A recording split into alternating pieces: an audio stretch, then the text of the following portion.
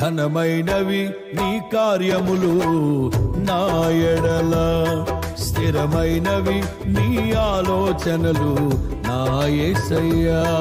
ఘనమైనవి నీ కార్యములు నా ఎడల, స్థిరమైనవి నీ ఆలోచనలు నా యేసయ్యా.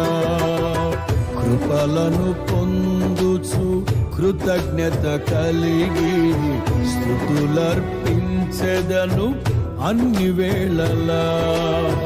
కృపలను పొందుచు కృతజ్ఞత కలిగి స్తుతులర్పించెదను అన్ని వేళలా. అనుదినము నీ అనుగ్రహమే, ఆయుష్కాలము నీ వరమే. అనుదినము నీ